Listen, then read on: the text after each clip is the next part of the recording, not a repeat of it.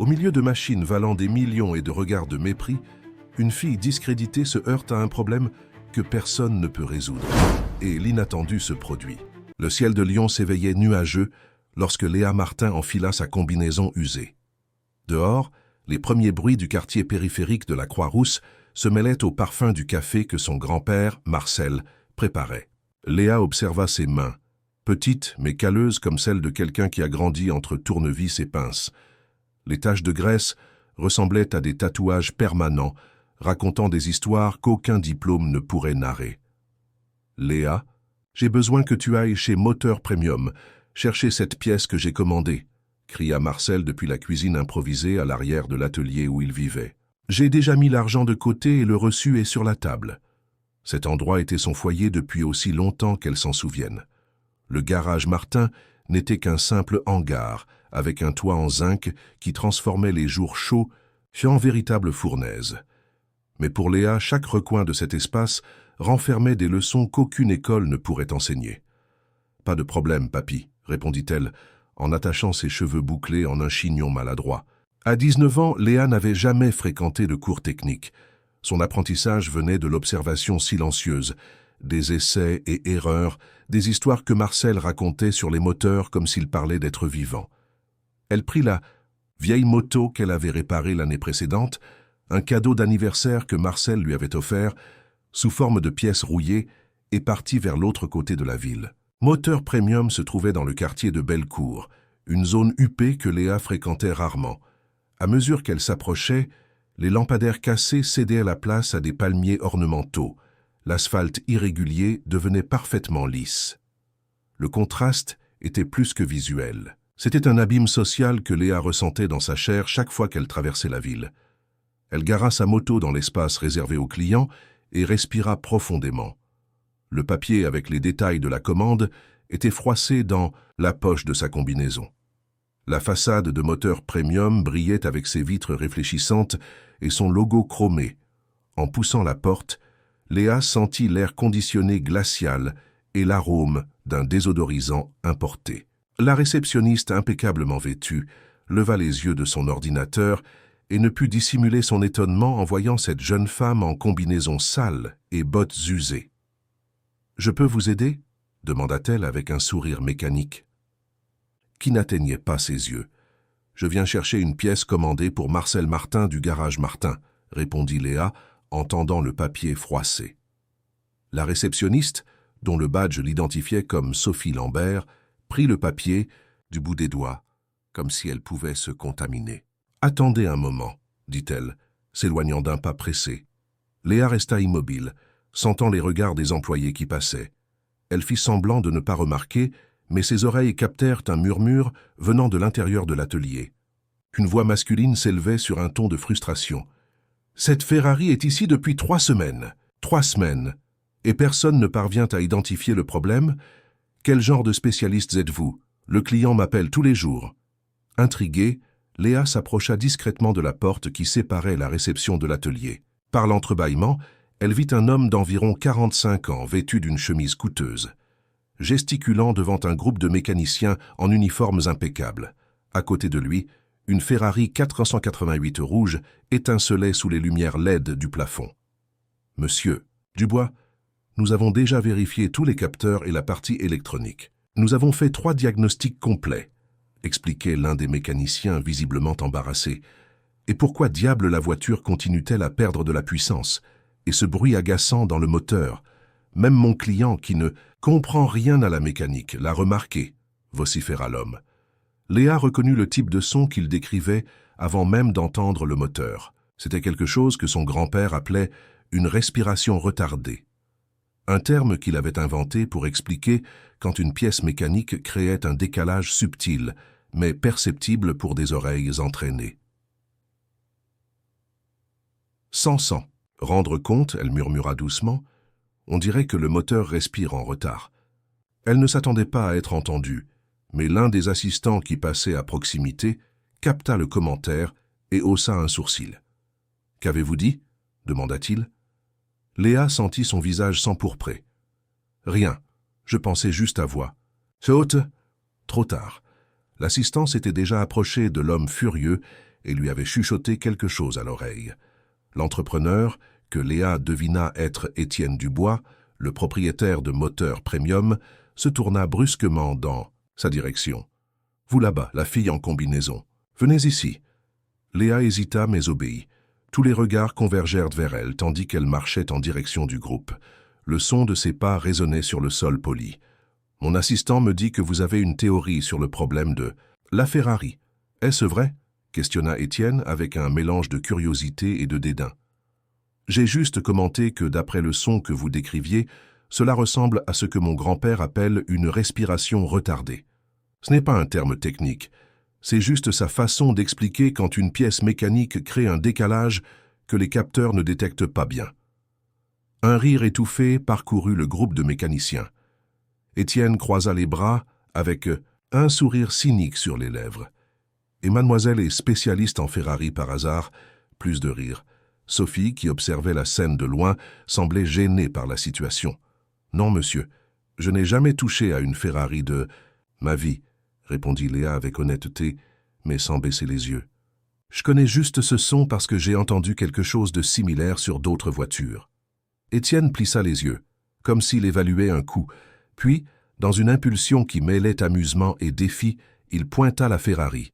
« Eh bien, puisque vous avez une oreille si spéciale, pourquoi ne pas montrer à mon équipe de spécialistes où se trouve le problème? Ce serait éducatif pour nous tous, n'est-ce pas ?» provoqua-t-il, arrachant des sourires malicieux à l'équipe. C'était un piège social, Léa le savait. Une humiliation publique orchestrée pour remettre la fille de la périphérie à sa place. Elle pensa refuser, simplement prendre la pièce qu'elle était venue chercher et sortir de là. Mais quelque chose en elle, la même obstination qui l'avait poussée à démonter et remonter des moteurs depuis son enfance, parla plus fort. « Si vous me le permettez, je peux essayer. » Le silence qui suivit était presque palpable.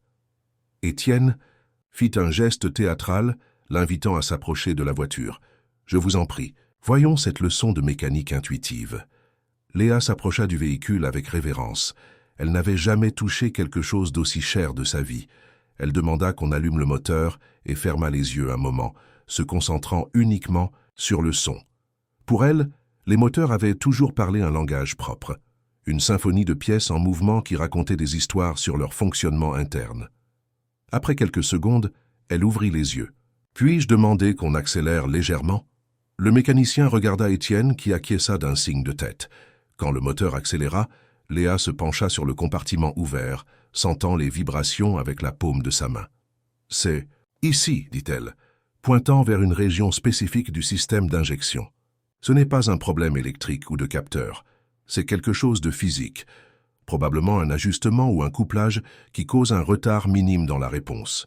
La voiture perd de la puissance parce qu'elle reçoit le carburant avec un décalage imperceptible pour les capteurs, mais suffisant pour affecter les performances. » Le silence était total maintenant. L'un des mécaniciens les plus expérimentés s'approcha et examina l'endroit indiqué. Après quelques minutes de vérification minutieuse, il trouva une pièce avec une usure irrégulière, exactement là où Léa l'avait indiqué. « Incroyable !» murmura le mécanicien. « La pièce présente une usure millimétrique, mais suffisante pour causer le problème. Comment avez-vous… » Léa haussa les épaules. « Mon grand-père dit que chaque moteur raconte son histoire à qui sait écouter. » Étienne Dubois était stupéfait. Son plan d'humiliation s'était transformé en une démonstration de talent qui avait déconcerté toute son équipe. À ce moment-là, un client qui attendait dans la zone VIP avait discrètement enregistré la scène avec son téléphone portable. « Impressionnant, » dit Étienne, reprenant contenance. « Où avez-vous appris cela ?»« Dans l'atelier de mon grand-père, à la Croix-Rousse. Je n'ai ni diplôme ni formation technique. J'ai simplement grandi en démontant des choses et en écoutant des moteurs. » Tandis qu'Étienne digérait l'information, Sophie s'approcha avec un paquet. « Voici la pièce que vous êtes venu chercher, » dit-elle avec un sourire différent, sincère cette fois. Léa la remercia et se tourna pour partir, mais Étienne l'interrompit. « Attendez, quel est votre nom complet ?»« Léa Martin. »« Eh bien, Léa Martin, je crois que nous devons discuter. » Ce que Léa ignorait, c'était qu'à ce moment précis, la vidéo de sa démonstration commençait déjà à circuler sur les réseaux sociaux, et que cette rencontre fortuite changerait à jamais le cours de sa vie et de tous ceux autour d'elle. Si cette histoire vous a intéressé, n'oubliez pas de vous abonner à notre chaîne et de laisser un j'aime. Dites-nous de quelle ville. Regardez, nous continuons. Le retour à la maison fut différent de ce matin-là. Léa sentait le vent contre son visage, tandis qu'elle pilotait sa moto dans les rues de Lyon, mais ses pensées étaient loin. La conversation avec Étienne Dubois résonnait dans son esprit comme un moteur déréglé. « Je veux que vous veniez travailler chez Moteur Premium. 3 jours par semaine, » avait-il dit, dans son bureau privé décoré de trophées de course et de photographies aux côtés de célébrités. « Je vous paierai le double de ce qu'un mécanicien junior gagne sur le marché. » La proposition était tentante, mais Léa hésita. « Mon grand-père a besoin de moi à l'atelier. Nous ne sommes que tous les deux là-bas. » Étienne sourit en coin. « Il peut aussi en bénéficier. Je peux lui envoyer des clients, des services que nous ne traitons pas ici. Considérez cela comme un partenariat. » Maintenant, en garant sa moto dans la cour du petit atelier, Léa se demandait comment annoncer la nouvelle à Marcel. Le vieil homme était penché sur le moteur d'une vieille Peugeot, le front plissé de concentration. À 72 ans, il avait encore la précision de quelqu'un qui a passé toute sa vie à déchiffrer les entrailles mécaniques des véhicules. « Tu as eu la pièce, petite ?» demanda-t-il, sans détourner les yeux du moteur. « Oui, papy. Et quelque chose d'autre ?» Marcel leva les yeux, remarquant le changement dans le ton de voix de sa petite fille. Léa raconta l'incident chez Moteur Premium, essayant de minimiser la partie où elle avait d'abord été traitée avec dédain. Mais quand elle mentionna la proposition de travail, elle vit l'expression de son grand-père se durcir. « Étienne Dubois ?» Le vieil homme répéta le nom comme s'il goûtait quelque chose d'amer. « Cet endroit n'est pas pour des gens comme nous, Léa. Ce sont des personnes différentes, avec des valeurs différentes. Mais papy, c'est une opportunité. Je peux apprendre de nouvelles choses, travailler avec des technologies auxquelles nous n'aurions jamais accès ici. »« Et qu'est-ce qu'ils veulent apprendre de toi ?»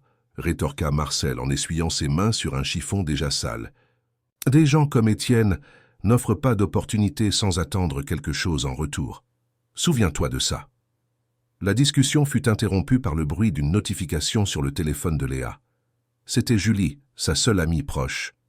Depuis l'enfance, qui envoyait un message désespéré. « Léa, tu es célèbre, il y a une vidéo de toi qui devient virale. » Confuse, Léa ouvrit le lien que son amie lui avait envoyé. La vidéo, enregistrée par le client de Moteur Premium, montrait son moment de diagnostic sur la Ferrari. La légende disait « Une jeune fille sans diplôme humilie des ingénieurs en identifiant un défaut sur une Ferrari que personne n'arrivait à résoudre. » Le post avait déjà plus de 50 000 vues en quelques heures seulement. « Mon Dieu !» murmura Léa, sentant son visage s'empourprer. Elle montra le téléphone à son grand-père, qui ajusta ses lunettes pour mieux voir. « Maintenant, je comprends l'intérêt soudain de Dubois, » commenta Marcel avec amertume. « De la publicité gratuite pour son atelier. » Cette nuit-là, Léa parvint à peine à dormir. Son téléphone ne cessait de recevoir des notifications de personnes inconnues qui la taguaient et commentèrent la vidéo. Certains demandaient des conseils sur des problèmes avec leur voiture. D'autres questionnaient si elle n'avait vraiment aucune formation technique. Il y avait aussi des commentaires négatifs, suggérant que tout n'était qu'une mise en scène pour générer de la publicité. Le matin suivant, en ouvrant l'atelier, Léa et Marcel trouvèrent quelque chose d'inhabituel. Une petite file de personnes attendait à l'extérieur. C'étaient des habitants du quartier qui avaient vu la vidéo et apportèrent leur véhicule avec divers problèmes. « Est-ce vrai que vous pouvez entendre ce que disent les voitures ?» demanda une femme d'âge moyen, propriétaire d'une Clio, avec des problèmes d'allumage. Léa sourit gênée. « Ce n'est pas exactement ça, j'ai juste de la facilité pour identifier certains problèmes. » Tandis qu'elle s'occupait des clients inattendus, Léa reçut un appel d'Étienne Dubois. « Je vois que vous récoltez déjà les fruits de la célébrité, » dit-il avec un rire. 20 journalistes m'ont appelé pour savoir qui est la mécanicienne. Prodige. Nous devons discuter en personne de la façon dont nous allons gérer cela. Léa sentit un frisson. Elle n'avait pas considéré les implications de devenir un phénomène sur les réseaux sociaux. « Monsieur Dubois, je n'ai demandé à personne de me filmer. Je voulais juste aider avec la voiture. » « Je sais, Léa.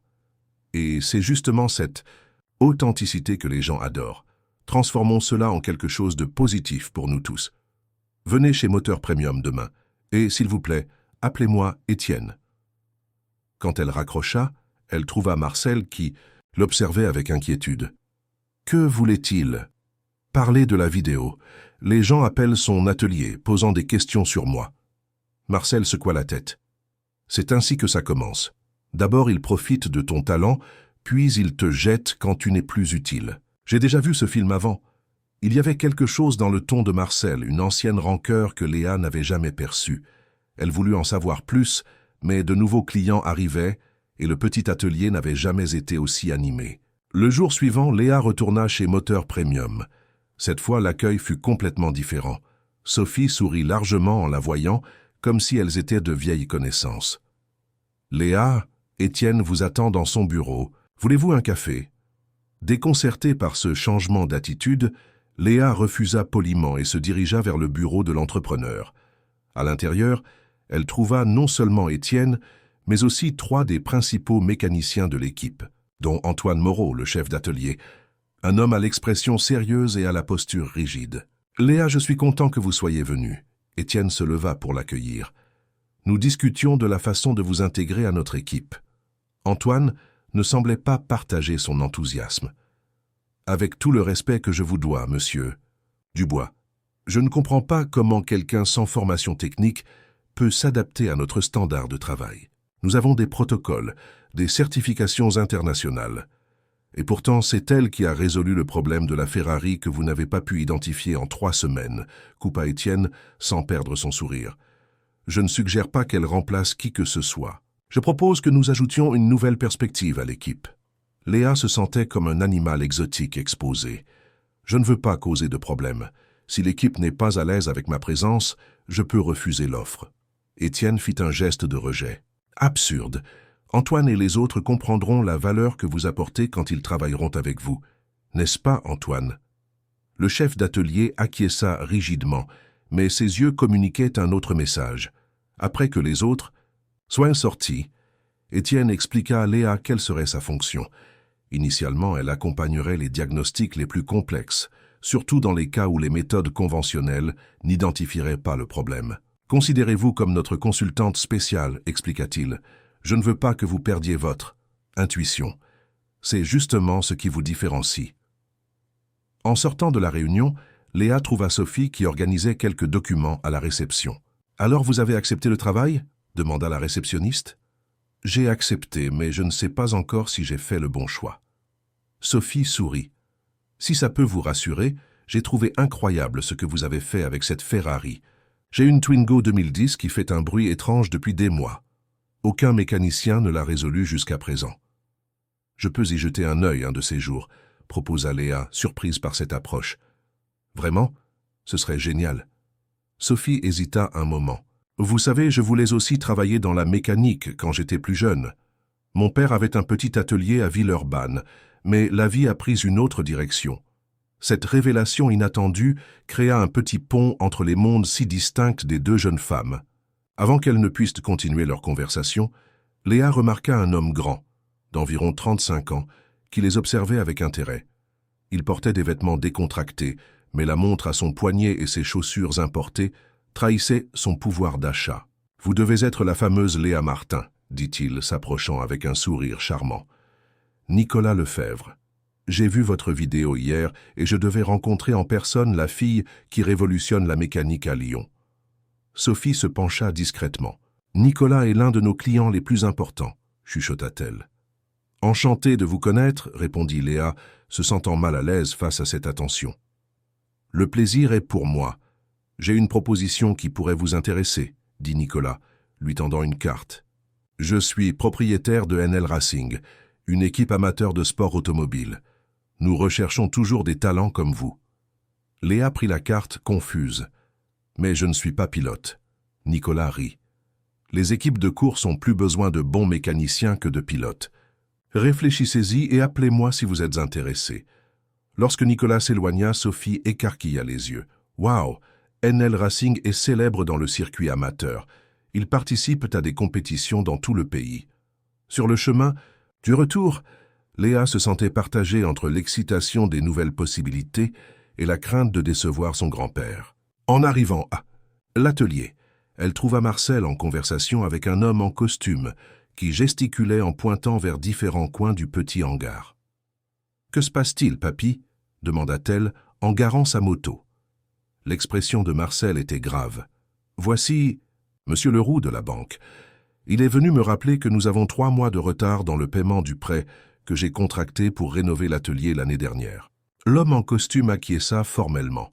« Malheureusement, s'il n'y a pas de régularisation dans les 30 prochains jours, nous devrons prendre des mesures plus sévères. » Quand le banquier partit, Marcel s'assit lourdement sur un petit tabouret en bois. « Je ne voulais pas t'inquiéter avec ça, petite. Pourquoi ne m'as-tu pas dit ça avant, papy? Nous aurions pu chercher une solution ensemble. » Le vieux mécanicien semblait soudainement plus âgé. Stupide fierté. Je pensais pouvoir résoudre seul. Mais les derniers mois ont été difficiles. Peu de clients, pièces chères.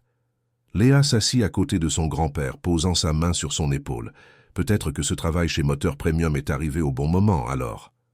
Marcel leva les yeux, surpris. « Tu as accepté ?»« Oui, et il y a plus. Le paiement est bon, papy. Je peux aider avec les versements du prêt. » Au lieu de la réaction négative qu'elle attendait, Marcel soupira profondément. « Peut-être as-tu raison.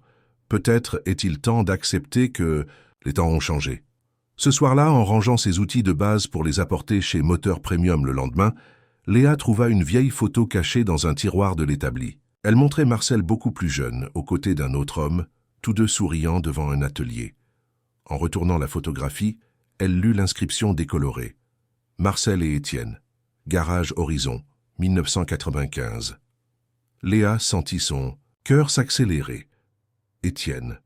Serait-il possible qu'Étienne Dubois, le propriétaire de Moteur Premium, soit le même homme que sur la photo? Et si c'était le cas, pourquoi son grand-père n'avait-il jamais mentionné cette connexion? Elle glissa la photo dans sa poche, déterminée à en savoir plus. Quelque chose lui disait qu'il y avait beaucoup plus dans cette histoire qu'il n'y paraissait, d'anciens secrets qui pourraient expliquer la résistance de Marcel et, peut-être, la véritable raison de l'intérêt soudain d'Étienne pour son talent. Son téléphone vibra avec un message de Sophie. « Bonne chance demain pour votre premier jour. Ne laissez pas Antoine vous intimider. » Sous ce froncement de sourcils, il cache un cœur tendre. Léa sourit. En moins de 48 heures, sa vie avait été complètement bouleversée. Elle s'apprêtait à naviguer entre 2 mondes totalement différents, portant une capacité qu'elle-même ne comprenait pas entièrement et des secrets du passé qui commençaient à émerger. Qu'est-ce que le destin réservait d'autre à la fille qui pouvait entendre ce que les moteurs voulaient dire? Le premier jour officiel de Léa chez Moteur Premium commença par des regards curieux et des chuchotements. Vêtue d'un nouvel uniforme qu'Étienne avait fait faire spécialement pour elle, elle se sentait comme une intruse essayant de se camoufler. Le tissu impeccable et le logo brodé contrastaient avec ses mains, qui même après les avoir frottées vigoureusement gardaient encore des traces permanentes de graisse sur les cuticules. Antoine Moreau, le chef d'atelier, l'accueillit avec une formalité excessive. « Vous serez dans la zone de diagnostic avancé », expliqua-t-il, la guidant parmi des équipements sophistiqués qu'elle ne connaissait que par les magazines. Normalement, un stagiaire mettrait des mois à avoir accès à cette zone, mais M. Dubois a insisté. Le ton indiquait clairement qu'il n'approuvait pas l'exception. Léa perçut les regards des autres mécaniciens, certains curieux, d'autres clairement mécontents. Seul Thomas, un jeune technicien récemment diplômé, s'approcha avec un sourire sincère. « Alors c'est vous la fille de la vidéo. Mec, c'était incroyable, » dit-il tendant la main. « J'ai hâte de voir comment vous travaillez. Cette histoire d'écouter les moteurs est fascinante. » La matinée se déroula entre explications techniques sur les protocoles, les logiciels de diagnostic et les équipements qui semblaient sortis des laboratoires de la NASA. Léa absorbait tout avidement, mais regrettait la simplicité de l'atelier de son grand-père, où les problèmes étaient résolus avec intuition et outils basiques. Vers midi, Étienne apparut dans l'atelier accompagné d'un client, Nicolas Lefebvre, l'homme qu'il avait abordé la veille. « Léa » appela Étienne. « Je veux que vous jetiez un œil spécial à la Porsche de Nicolas. Il ressent une vibration subtile que nos équipements n'arrivent pas à identifier. » Antoine serra la mâchoire. « Monsieur Dubois, nous avons déjà fait 3 vérifications complètes sur ce véhicule. Et Pourtant, le client sent qu'il y a quelque chose qui ne va pas, rétorqua Étienne sans perdre son sourire. Essayons une approche différente, n'est-ce pas? Nicolas observait la scène avec intérêt, comme s'il assistait à un spectacle privé. Léa se sentait sous pression, consciente que tous attendaient soit une confirmation de son talent, soit un échec qui validerait leur scepticisme. La Porsche 911 argentée était garée dans la zone de test. Léa s'approcha avec révérence. C'était un véhicule qui coûtait plus que tout l'atelier de son grand-père. « Pouvez-vous la démarrer, s'il vous plaît » demanda-t-elle à Thomas, qui s'était proposé pour aider. Quand le moteur prit vie, Léa ferma les yeux, se concentrant uniquement sur le son. La vibration que Nicolas avait mentionnée était presque imperceptible, plus une sensation qu'un son proprement dit. « Pouvez-vous accélérer légèrement et maintenir à 2000 tra et mine » demanda-t-elle. Après quelques instants, Léa ouvrit les yeux. Il y a un désalignement minimal dans l'arbre de transmission. Ce n'est pas assez grave pour être enregistré par les capteurs comme une défaillance, mais cela provoque une vibration qui se propage dans le châssis. Antoine croisa les bras. Impossible. Nous avons vérifié l'alignement 2 fois. Excusez-moi. Léa s'approcha de la partie inférieure du véhicule. Puis-je? Antoine acquiesça à contre-cœur. Elle s'allongea sur le chariot de mécanicien et glissa sous la voiture. Après quelques minutes, elle émergea avec une expression sérieuse. « C'est exactement ce que je pensais. Il y a une usure irrégulière sur l'un des supports de montage. Quand la voiture atteint certaines vitesses, la vibration s'amplifie. » Thomas s'accroupit pour vérifier et siffla doucement. « Elle a raison. L'usure est minime, mais elle est exactement où elle l'a indiqué. » Antoine semblait partagé entre l'incrédulité et l'admiration réticente. Nicolas, quant à lui, applaudissait avec enthousiasme. « Incroyable! Vous avez ressenti exactement ce que je sentais depuis des semaines, » s'exclama-t-il. Étienne souriait comme un maestro dont l'orchestre exécutait parfaitement la symphonie. C'est pour ça que Léa est ici. Elle voit, ou plutôt entend, ce que les autres ne peuvent pas. À la fin de la journée, en rangeant ses affaires, Léa fut surprise par Sophie. « J'ai entendu dire que vous avez impressionné Nicolas aujourd'hui », commenta la réceptionniste. « Il a parlé de vous pendant une demi-heure en payant la facture. » Léa haussa les épaules. « J'ai juste fait mon travail. Ne soyez pas modeste. Personne ici n'a réussi à identifier ce problème. » Sophie hésita un moment, jouant avec un trombone. « Écoutez, je vais participer à un barbecue samedi prochain, chez une amie à Brotteaux. Rien de très formel. Vous voulez venir avec moi? Je pense que ce serait bien que vous rencontriez des gens en dehors du travail. » La proposition prit Léa par surprise. Elle n'était pas habituée à socialiser en dehors de son cercle restreint. « Je ne sais pas. Je dois aider mon grand-père. À l'atelier le week-end. Réfléchissez-y. Ce serait bon pour vous d'avoir des contacts au-delà d'ici et de l'atelier de votre grand-père. » Sur le chemin du retour, Léa s'arrêta à une station-service pour faire le plein de sa moto. En attendant, elle remarqua 2 jeunes hommes qui la pointèrent du doigt et chuchotaient. L'un d'eux s'approcha timidement. « Excusez-moi, êtes-vous Léa de la vidéo? La mécanicienne qui a identifié le problème sur la Ferrari ?» Léa acquiesça, gênée. Le jeune homme sourit. « Mec, toute ma fac parle de vous. Je suis étudiant en génie mécanique à l'université Lyon 1 et notre professeur de dynamique automobile a montré votre vidéo en cours comme exemple de diagnostic intuitif. » Cette information la laissa stupéfaite. Sa vidéo était utilisée comme matériel pédagogique dans l'une des universités les plus prestigieuses du pays. En arrivant à la maison, elle trouva Marcel assis sur la véranda improvisée, contemplant le ciel qui s'assombrissait rapidement. À ses côtés, une bouteille de cognac à moitié vide et un petit verre révélaient que la journée n'avait pas été facile. « Comment ça s'est passé là-bas » demanda le vieil homme, sans détourner les yeux de l'horizon. « Différemment. Tout est très organisé, très technique. » Léa s'assit à côté de son grand-père, mais j'ai réussi à identifier un problème que personne n'avait remarqué sur une Porsche. Marcel sourit en coin. « Je n'attendais pas moins de toi. » Léa respira profondément, rassemblant son courage. Elle sortit de sa poche la photographie qu'elle avait trouvée. « Papy, qui est cet homme sur la photo avec toi ?» L'expression de Marcel se durcit en voyant l'image. Ses doigts tremblants touchèrent le papier décoloré, comme s'il essayait d'atteindre un souvenir lointain. « Où as-tu trouvé ça ?»« Dans ton tiroir à outils. C'est Étienne. Dubois, n'est-ce pas? Le propriétaire de Moteur Premium. Le vieil homme soupira profondément, se servant encore un peu de cognac. Oui, c'est lui, il y a très longtemps. Pourquoi ne m'as-tu jamais dit que vous vous connaissiez? Parce que certaines histoires sont trop douloureuses pour être rappelées, petite. Marcel but une gorgée avant de continuer. Étienne était mon apprenti, il y a plus de 30 ans. Un garçon intelligent, avec un talent pour la mécanique, mais impatient. Il a commencé comme toi, en observant, en apprenant peu à peu. À cette époque, j'avais un atelier plus grand, l'Horizon, avec 2 associés. La révélation surprit Léa. Elle n'avait jamais imaginé que son grand-père avait possédé autre chose que ce petit hangar. Que s'est-il passé? Étienne a grandi, appris, et quand il a réussi à économiser de l'argent, il a décidé qu'il voulait plus. Il a convaincu l'un de mes associés de s'unir à lui dans une nouvelle entreprise. Ils ont pris des clients, des contacts, une partie des équipements. Marcel fit une pause. Cela a brisé le garage Horizon. Mon autre associé a abandonné. J'ai essayé de continuer seul, mais les temps avaient changé. J'ai fini par tout perdre, sauf quelques outils de base.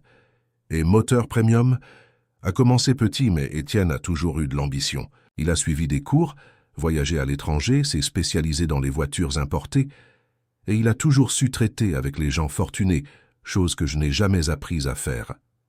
Léa sentait sa poitrine se serrer. Alors c'est pour ça que tu ne voulais pas que je travaille là-bas. Je ne fais pas confiance à ses intentions, Léa. Étienne ne fait rien sans but. Mais pourquoi m'embaucherait-il après tant d'années? Par vengeance? Marcel secoua la tête. Étienne n'est pas un homme de vengeance. C'est un homme d'opportunité. Et toi, ma petite fille, tu es une opportunité en or pour quelqu'un comme lui. Avant qu'il ne puisse continuer la conversation, le téléphone de Léa sonna. C'était un numéro inconnu. « Allô? Léa? C'est Nicolas Lefebvre. J'espère ne pas appeler trop tard. » Elle regarda son grand-père, surprise. « Non, ça... Va, il s'est passé quelque chose avec la Porsche? »« Non, non, la voiture est parfaite maintenant. J'appelle pour une autre raison. Vous vous souvenez que j'ai mentionné mon équipe de course? Nous avons une épreuve importante dans 2 mois, au circuit Paul Ricard. Un événement pour équipes amateurs, mais avec une bonne visibilité. Notre chef mécanicien a dû s'absenter pour des problèmes personnels et nous sommes désespérés. » Léa sentit son cœur s'accélérer. « Et qu'est-ce que cela a à voir avec moi? Je voudrais vous inviter à faire partie de l'équipe NL Racing. Ce serait un travail temporaire, bien rémunéré, avec tout payé pendant la semaine de compétition. » Lâche. Proposition était trop tentante pour être ignorée. « Je dois y réfléchir, Nicolas. J'ai des engagements ici. » « Bien sûr, je comprends, mais ne tardez pas trop. Nous avons besoin de quelqu'un avec votre talent, quelqu'un qui peut entendre ce que disent les moteurs. » Quand elle raccrocha, elle trouva Marcel, qui l'observait avec un mélange d'inquiétude et de résignation. « Encore une proposition ?» Léa acquiesça, se sentant partagée, pour travailler dans une équipe de course, au circuit Paul Ricard. Le vieux mécanicien sourit tristement. « Le monde s'ouvre à toi, petite. Peut-être est-il temps pour toi de voler plus haut que ce vieux hangar ne le permet. Je ne vais pas t'abandonner, papy. Jamais. » « Je sais, mais je ne veux pas, non. Plus être la raison qui te retient. » Cette nuit-là, allongée dans son lit simple, Léa contemplait les choix qui se présentaient. Moteur Premium avec son environnement sophistiqué et technologique. L'équipe de course de Nicolas, offrant une expérience complètement nouvelle. Et le petit atelier de son grand-père, son havre de paix, maintenant menacé par des dettes. Tout cela alors qu'elle essayait de digérer la révélation sur le passé d'Étienne et Marcel. Son téléphone vibra avec un message de Thomas, le jeune technicien de Moteur Premium. « Vous avez tout déchiré aujourd'hui. Antoine est resté sans voix, et c'est rarissime. Il y a des personnes ici qui veulent mieux vous connaître. Si vous avez besoin d'aide, je suis disponible. » La gentillesse inattendue la fit sourire. Peut-être y avait-il une place pour elle dans ce monde sophistiqué après tout. Ou peut-être que son destin était sur les pistes de course, où l'intuition était aussi importante que la technique. Ou qui sait, elle trouverait un moyen d'unir tous ces mondes, construisant son propre chemin. La seule certitude était que rien ne serait plus comme avant. La vidéo virale avait ouvert des portes dont elle ignorait l'existence, et derrière ces portes, d'anciennes histoires attendaient d'être redécouvertes, des connexions inattendues se révélaient, et des défis qui testeraient non seulement sa capacité avec les moteurs, mais sa propre identité. Dans le silence de la nuit, Léa s'endormit avec le son lointain des moteurs dans son esprit. Non plus seulement les moteurs, simples de l'atelier de son grand-père, mais aussi le ronronnement sophistiqué des voitures de luxe, de moteurs premium, et le rugissement puissant des véhicules de course qui peut-être feraient bientôt partie de sa vie. Les semaines suivantes furent un marathon d'adaptation pour Léa. Ses journées se partageaient entre moteurs premium, l'atelier de son grand-père, et les mercredis soirs, le hangar de l'équipe NL Racing en périphérie de Lyon. Elle avait accepté la proposition de Nicolas avec une condition, elle ne pourrait travailler qu'à des horaires spécifiques, maintenant ses engagements envers Marcel et Étienne. « Je n'en attendais pas moins de vous », répondit Nicolas quand elle exposa ses conditions. « La loyauté est une qualité rare de nos jours. » L'équipe NL Racing était un groupe éclectique. Outre Nicolas, qui en plus d'être propriétaire était aussi pilote, il y avait 2 mécaniciens expérimentés, Pierre et Laurent, un ingénieur de données nommé Mathieu, et 2 assistantes qui s'occupèrent de la logistique. Tous l'accueillirent avec curiosité et un certain scepticisme. La fille de la vidéo virale devrait prouver sa valeur dans la pratique. Ce mercredi-là, Léa arriva au hangar de l'équipe après une journée épuisante chez Moteur Premium. La voiture de stock-car que Nicolas utilisait dans les compétitions était démontée, avec des parties du moteur éparpillées sur un établi éclairé. « Nous avons des problèmes avec la pression d'huile dans les virages à haute vitesse », expliqua Mathieu, ajustant ses lunettes à fine monture. « Les données montrent une chute momentanée que nous n'arrivons pas à expliquer. » Léa observa les pièces attentivement.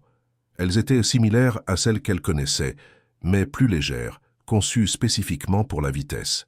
« Puis-je voir les données de la dernière course ?» Mathieu lui remit une tablette avec des graphiques complexes. Léa étudia les chiffres pendant quelques minutes, les corrélant avec les images de la piste. « Ce n'est pas un problème de pression », conclut-elle finalement. « C'est une question de vibration.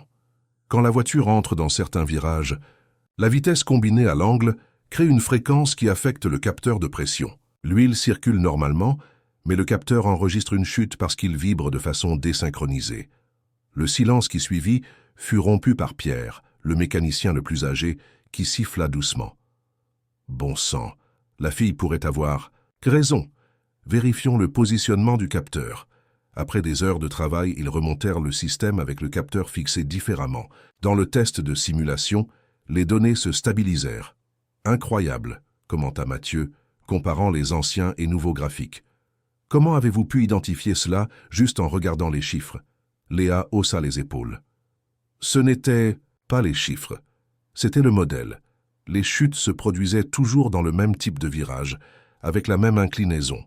Ce devait être quelque chose lié à la physique du mouvement, pas au système lui-même. Nicolas, qui observait tout de près, sourit avec satisfaction. C'est exactement pour ça que nous avons besoin de vous, Léa. Vous voyez au-delà des données. Vous sentez la voiture. Cette soirée marqua sa véritable acceptation dans l'équipe. À la sortie, Pierre, qui avait initialement été le plus sceptique, proposa de la raccompagner chez elle. « Vous savez, j'ai travaillé avec beaucoup d'ingénieurs formés dans les meilleures universités, » commenta-t-il en conduisant dans les rues sombres de Lyon. Mais peu avait cette connexion avec les moteurs. D'où vient-elle, honnêtement?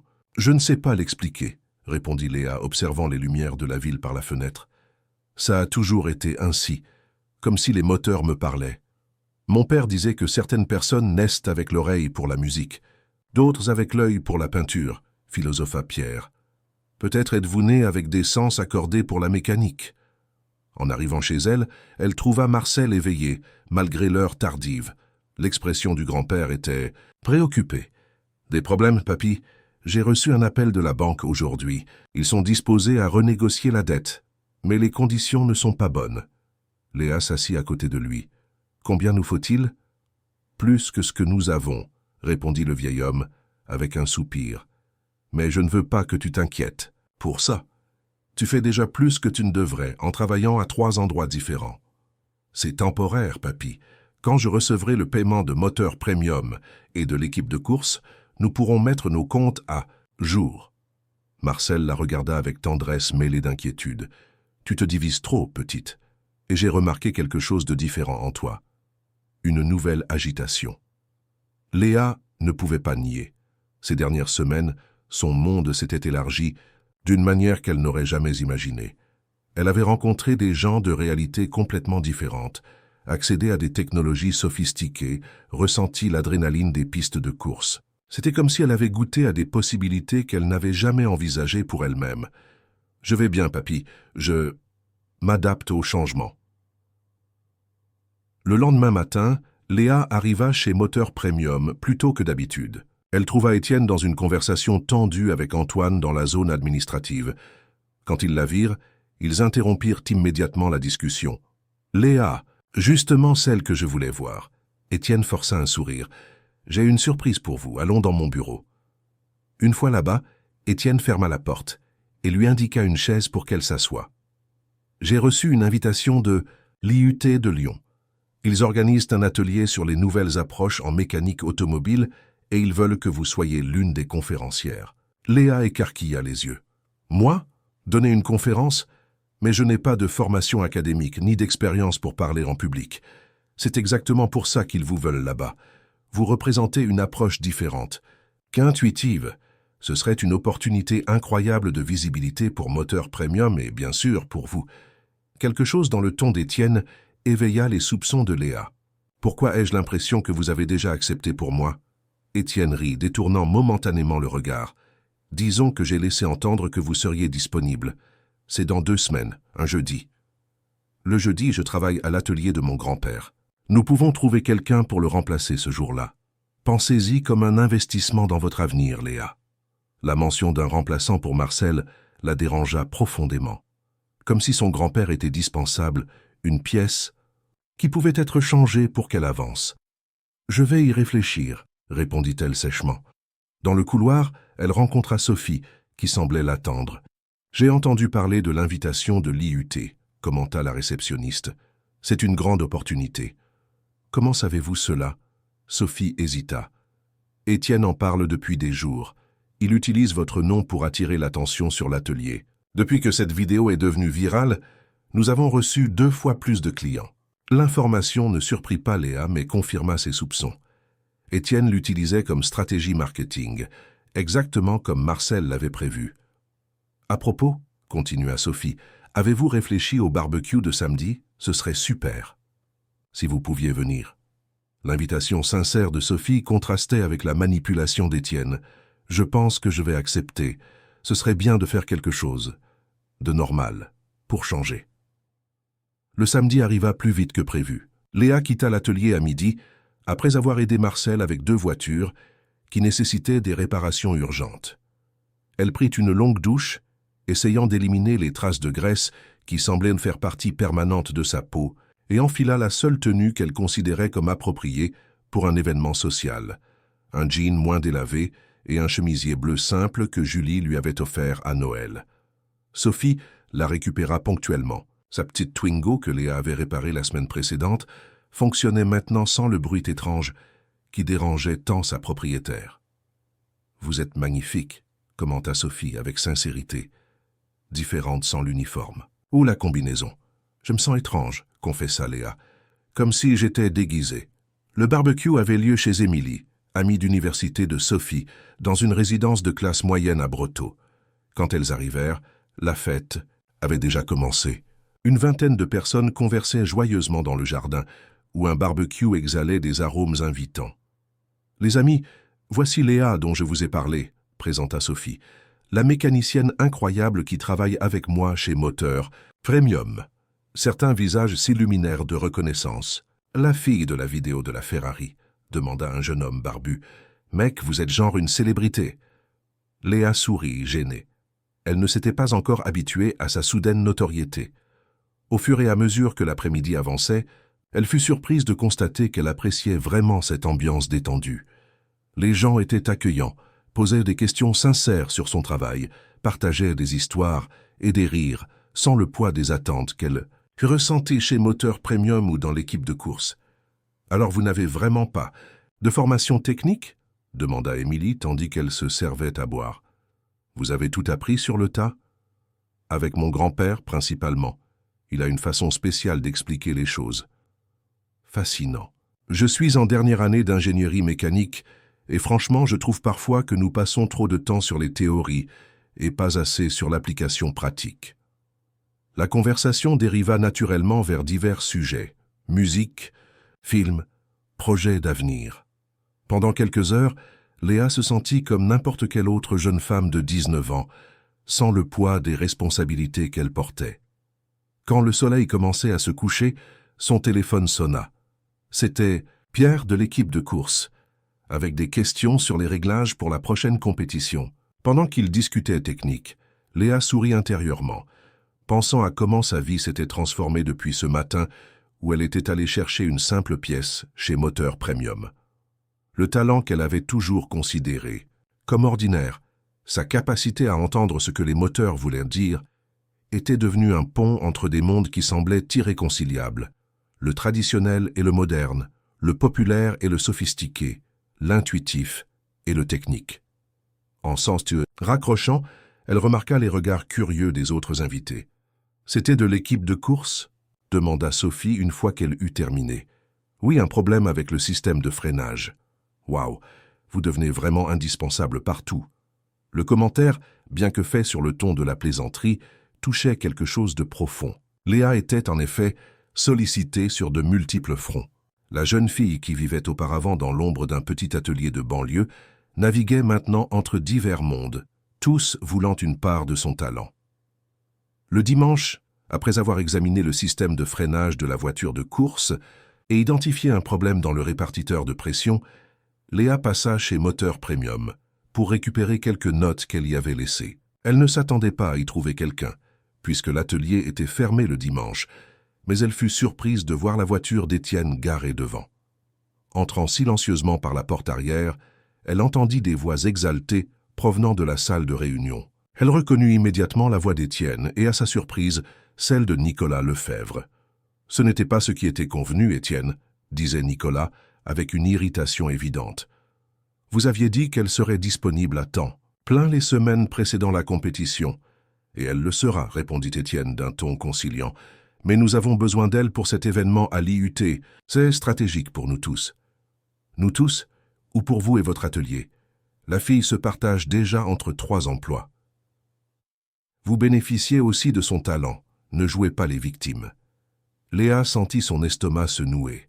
Il parlait d'elle, négociant son temps comme si elle était une marchandise. Elle fit un pas en arrière, mais son coude heurta une étagère d'outils, provoquant un bruit métallique. Les voix se turent immédiatement. Quelques secondes plus tard, Étienne apparut dans le couloir, avec Nicolas juste derrière lui. « Léa !» s'exclama Étienne, essayant de cacher son embarras. « Que faites-vous ici un dimanche ?»« Je suis venu chercher mes notes, » répondit-elle, sentant son visage brûler de colère contenue. « Je ne savais pas que vous teniez des réunions sur mon emploi du temps sans me consulter. » Les 2 hommes échangèrent des regards gênés. Nicolas fut le premier à parler. « Ce n'est pas ce que vous croyez, Léa. Nous essayons simplement de coordonner. »« Coordonner mon temps ?» l'interrompit-elle. « Comme si j'étais une propriété partagée ou un investissement que vous avez fait ensemble. » Étienne tenta d'intervenir. « Léa, vous comprenez mal.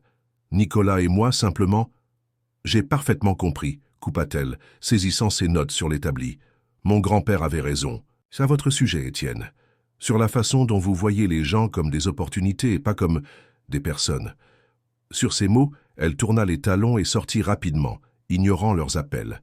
Des larmes de frustration embrouillaient sa vision tandis qu'elle pilotait vers la maison. Elle se sentait trahie, utilisée, comme une pièce rare que tous voulaient posséder mais que personne ne valorisait vraiment pour ce qu'elle était. En arrivant à l'atelier, elle le trouva étrangement silencieux.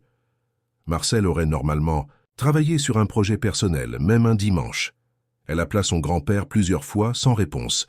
C'est alors qu'elle remarqua la note sur l'établi principal. « Léa, je suis allée à l'hôpital avec Monsieur Renaud. J'ai eu un malaise pendant notre partie de pêche. Ne t'inquiète pas, ce doit être juste de la fatigue. Je rentrerai ce soir. » Papy. La peur remplaça instantanément la colère. Marcel ne tombait jamais malade. ne se plaignait jamais de fatigue. Pour qu'il admette un malaise au point d'aller à l'hôpital, quelque chose de sérieux avait dû se produire. Son téléphone sonna à nouveau. C'était Nicolas, probablement essayant de s'expliquer. Elle rejeta l'appel et composa immédiatement le numéro de M. Renaud, ami de longue date de son grand-père. « Léa, nous sommes à l'hôpital Édouard Herriot. Ton grand-père va bien, mais les médecins veulent faire quelques examens. Il a eu un fort vertige, a presque perdu connaissance. J'arrive tout de suite. » En courant vers l'hôpital, Léa sentit le poids de tous ses choix récents. Elle s'était laissée séduire par des mondes qui n'étaient pas les siens, négligeant ce qui importait vraiment. Et maintenant, son grand-père était dans un hôpital, tandis qu'elle se partageait entre des personnes qui ne la voyaient que comme un atout précieux. La vie qui semblait s'ouvrir sur des possibilités infinies quelques semaines auparavant se refermait maintenant sur une seule certitude. Elle devrait faire des choix difficiles, et rapidement. Si cette histoire vous a intéressé, n'oubliez pas de vous abonner à notre chaîne et de laisser un j'aime. Dites-nous de quelle ville vous nous regardez. Nous continuons. Le couloir de l'hôpital Édouard Herriot semblait interminable, tandis que Léa marchait précipitamment, guidée par un employé. Elle trouva M. Renaud, un homme aux cheveux grisonnants et à la peau tannée par le soleil, assis sur une chaise en plastique devant une chambre. « Comment va-t-il » demanda-t-elle, essoufflée. « Mieux. Les médecins ont dit que c'était un pic de tension, probablement causé par le stress. » Renaud se leva avec difficulté. « Ils font encore quelques examens, mais je crois qu'ils le laisseront sortir bientôt. » Léa sentit un pincement au cœur. Marcel avait toujours été le roc dans sa vie, inébranlable, résilient. Le voir vulnérable, c'était comme assister à un phénomène contre nature. A-t-il mentionné des préoccupations avant de se sentir mal? Renaud hésita. Nous parlions de l'atelier, de dettes et d'échéances. Vous savez comme il est réservé? Sur ces choses. Mais j'ai compris que la situation est pire qu'il ne l'admet. À ce moment, la porte de la chambre s'ouvrit et une infirmière sortit, suivie d'un jeune médecin qui portait un bloc-notes. La famille de M. Marcel Martin? Je suis sa petite-fille, s'avança Léa. Votre grand-père est stable. L'électrocardiogramme ne montre pas d'altération préoccupante, mais sa tension artérielle est assez élevée. Nous allons le garder en observation jusqu'à demain et prescrire des médicaments. Puis-je le voir? Le médecin acquiesça. Bien sûr, mais il a besoin de tranquillité. Évitez les sujets stressants. Dans la chambre, Marcel semblait plus petit et plus fragile contre les draps blancs de l'hôpital. Il avait un appareil mesurant sa tension et une expression contrariée qui lui était si caractéristique que malgré la situation, cela fit sourire Léa. « Quelle exagération tout ça !» grommela le vieil homme. « Un petit vertige de rien dû. Tout et Renaud me traînent ici comme si j'étais mourant. »« Tu n'es jamais malade, papy. Bien sûr que nous sommes inquiets. » Marcel fit un geste dismissif. « Bêtise. Demain même, je serai de retour à l'atelier. » Léa tira une chaise et s'assit à côté du lit. « Le médecin a dit que tu as besoin de repos. Il a parlé de stress, de tension élevée. Les médecins disent toujours ça. » Marcel étudia le visage de sa petite fille. « Tu sembles contrarié. Quelque chose s'est passé. C'était typique de lui, même hospitalisé. Il se préoccupait plus d'elle que de lui-même. » Léa hésita. Le médecin avait recommandé d'éviter les sujets stressants, mais garder des secrets n'avait jamais été le style de leur relation. « J'ai découvert qu'Étienne et Nicolas se rencontrent pour discuter de mon emploi du temps, comme s'ils négociaient un actif. » Marcel ne sembla pas surpris. « Ce que je t'ai dit, Étienne a toujours été ainsi. Il voit de la valeur là où d'autres ne la voient pas. Puis, il monétise cette valeur. Je me sens utilisé, papy, comme si mon talent était la seule chose qui comptait pour eux. » Le vieux mécanicien prit la main de sa petite fille. « Ton talent est extraordinaire, Léa. Il est naturel que les gens veuillent en profiter. La question est, qu'est-ce que tu veux en faire ?» C'était une question qu'elle évitait. Entre courir d'un endroit à l'autre, essayer de plaire à tout le monde, elle ne s'était pas arrêtée pour considérer ses propres désirs. « Je ne sais... passe.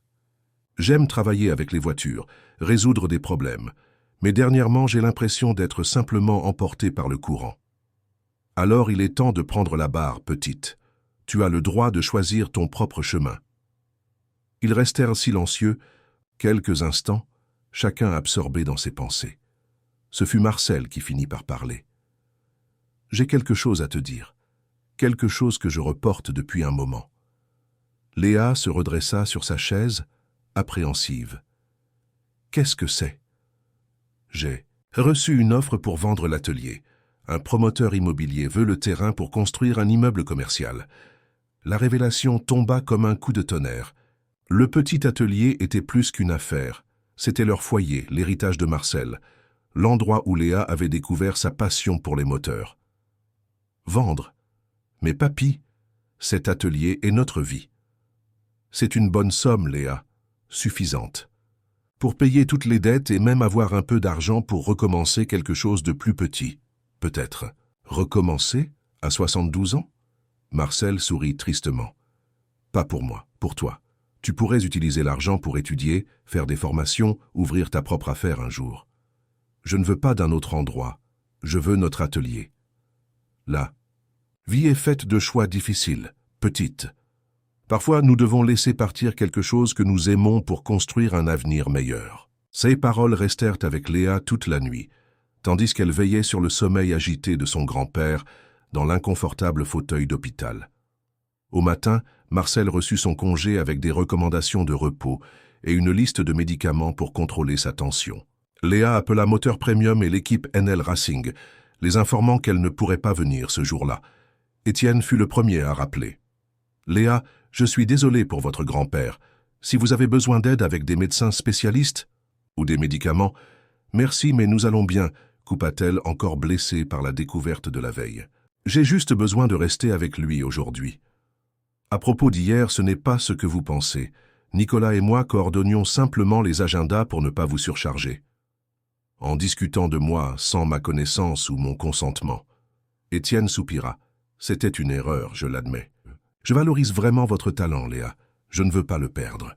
Après avoir raccroché, ce fut au tour de Nicolas d'appeler. Son approche fut plus directe. J'aurais dû vous parler d'abord. C'était contraire à l'éthique de ma part. L'honnêteté l'a pris par surprise. Pourquoi ne l'avez-vous pas fait? La peur, je suppose. Peur que vous choisissiez Moteur Premium plutôt que l'équipe. Étienne a plus à offrir en termes de carrière à long terme. À nouveau, la franchise désarma Léa. Je ne sais pas ce que je veux à long terme, Nicolas. Je sais seulement que je n'aime pas être traité comme une marchandise. C'est juste. Quand votre grand-père ira mieux, pourrions-nous parler? En personne? Sans Étienne, sans pression, juste une conversation honnête. Léa accepta à contre-cœur. Dans les jours qui suivirent, elle se partagea entre prendre soin de Marcel, répondre aux urgences à l'atelier et maintenir des engagements minimaux avec Moteur Premium et l'équipe de course. L'épuisement commença à se faire sentir. Un après-midi particulièrement difficile, en travaillant sur un diagnostic complexe chez Moteur Premium, elle commit une erreur qui faillit endommager le capteur d'un véhicule importé. Antoine, qui aurait normalement profité de l'occasion pour la critiquer, intervint étonnamment avant que l'erreur n'ait des conséquences. « Vous avez besoin de repos, » dit-il, d'un ton qui mêlait préoccupation et autorité. « Vous travaillez au-delà de vos limites. »« Je vais bien, » insista Léa, bien que ses yeux brûlaient de fatigue. « Non, ce n'est pas le cas. Et savez-vous ce qui arrive quand des mécaniciens épuisés travaillent sur des voitures coûteuses, des accidents coûteux? La franchise d'Antoine, bien que rude, était un signe de respect professionnel qu'il n'avait jamais montré auparavant. Léa acquiesça, reconnaissant la vérité dans ses paroles. « Je vais faire une pause. » Dans la salle de repos, elle trouva Sophie qui préparait un café. La réceptionniste sourit en la voyant. « Vous avez l'air épuisé. Un café ?»« S'il vous plaît. » Elles s'assirent en silence pendant quelques minutes, l'arôme du café remplissant le petit espace. Ce fut Sophie qui rompit finalement le silence. « Comment va votre grand-père ?»« Mieux, mais toujours préoccupé par l'atelier. Les dettes, vous savez. » Sophie acquiesça avec compréhension. « Mon père a vécu quelque chose de similaire avant de fermer son atelier. C'est difficile pour les petites entreprises de nos jours. Il a reçu une offre pour vendre le terrain. Et comment vous sentez-vous à ce sujet ?» La question prit Léa par surprise. Tous les autres semblaient avoir des opinions toutes faites sur ce qu'elle devrait faire, mais personne ne lui avait demandé comment elle se sentait. « Dévastée, admit-elle. Cet endroit est mon histoire, mon identité. Mais en même temps, je sais que mon grand-père souffre avec les soucis financiers. Avez-vous envisagé une troisième option, au-delà de garder l'atelier tel quel ou de le vendre? Quelle option? Réinventer l'entreprise, s'adapter, utiliser votre nouvelle visibilité pour transformer l'atelier en quelque chose de différent. Cette suggestion planta une graine dans l'esprit de Léa, une possibilité qu'elle n'avait pas envisagée. Cet après-midi-là, en retournant à l'atelier, elle trouva Marcel dans une conversation tendue avec un homme en costume que Léa reconnut comme le représentant du promoteur immobilier intéressé par le terrain. « Mademoiselle Martin », salua l'homme, tendant la main. « Votre grand-père m'a dit que vous êtes aussi propriétaire de l'atelier. »« Copropriétaire », corrigea Marcel. « J'ai mis son nom sur l'acte de propriété quand elle a eu 18 ans. » C'était une nouvelle information pour Léa. Elle n'avait jamais su qu'elle était légalement copropriétaire. Comme je le disais à votre grand-père, notre offre a une date limite. Le marché immobilier est dynamique et d'autres zones nous intéressent également. Nous avons besoin de plus de temps. Pour réfléchir, répondit fermement Léa. Bien sûr, une semaine de plus alors. Après cela, nous devrons réorienter notre investissement. Quand l'homme partit, Marcel semblait épuisé. Il a augmenté l'offre, Léa. C'est beaucoup d'argent. Pourquoi ne m'as-tu jamais dit que tu avais mis mon nom sur l'acte de propriété? Parce que je ne voulais pas que tu te sentes obligé de rester ici si tu voulais suivre un autre chemin. Marcel sourit tristement. Mais maintenant, il semble que nous devrons décider ensemble. Avant qu'il ne puisse continuer la conversation, le téléphone de Léa sonna. C'était Mathieu de l'équipe NL Racing. Léa, nous avons un problème sérieux. La voiture présente des défaillances intermittentes dans le système électrique pendant les tests. Nicolas est inquiet. La compétition est dans 2 semaines. Avez-vous vérifié les capteurs de l'unité de contrôle? Oui et rien. C'est comme si le problème apparaissait et disparaissait aléatoirement. Léa soupira. Je passerai demain matin. Quand elle raccrocha, elle trouva Marcel qui l'observait avec un mélange de fierté et de résignation. Tu es sollicité de tous. Côté, petite. C'est temporaire, papy. Juste jusqu'à la compétition. Et après? Étienne voudra que tu te consacres entièrement à Moteur Premium, et je suis sûr que d'autres opportunités se présenteront. Léa n'avait pas de réponse à cela. L'avenir, qui semblait autrefois si distant et nébuleux, exigeait maintenant des décisions immédiates. Le lendemain matin, elle arriva tôt au hangar de NL Racing. La voiture de course était connectée à divers équipements de diagnostic, avec Mathieu et Pierre penchés sur un ordinateur portable. « Enfin !» s'exclama Pierre en la voyant. « Nous avons tout testé, Léa. Tout. Et le problème continue d'apparaître lors des tests à haut régime. » Léa demanda qu'on démarre le moteur. Elle ferma les yeux, se concentrant sur le son, sur les vibrations. Il y avait quelque chose là, quelque chose de subtil, presque imperceptible pour qui ne savait pas écouter. « Accélérez jusqu'à 7000 tramines et maintenez, demanda-t-elle. Quand le moteur atteignit le régime demandé, Léa posa sa main sur une partie spécifique du compartiment. La vibration était différente, disharmonieuse. « C'est ici, dit-elle, ouvrant les yeux. Ce n'est pas le système électrique en soi. C'est une interférence causée par vibration. Regardez ce collier de serrage. » Pierre inspecta l'endroit indiqué et siffla doucement. Il est légèrement desserré. Si peu qu'il passerait n'importe quelle inspection visuelle. Mais à haut régime, il provoque une vibration qui interfère avec le capteur adjacent, compléta Léa, comme un bruit dans une fréquence spécifique. Mathieu la regardait avec admiration. « Comment percevez-vous ces choses ?» Léa haussa les épaules. « C'est comme entendre une note fausse dans une musique. Vous sentez que quelque chose ne va pas, même sans savoir exactement quoi. » Tandis que l'équipe travaillait à corriger le problème, Nicolas arriva au hangar. Son visage s'illumina en voyant Léa. « Vous êtes venu, vous avez trouvé le problème ?»« Un collier desserré causant une interférence par vibration, » répondit Pierre, avant que Léa ne puisse parler. Elle l'a identifié en quelques minutes alors que nous cherchions depuis des jours.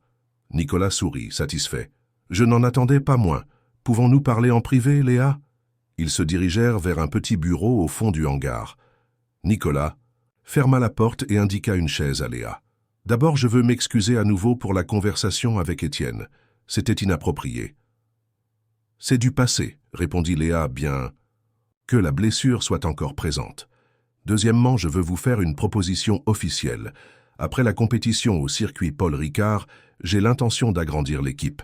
Nous entrons dans des catégories plus importantes, avec plus de visibilité.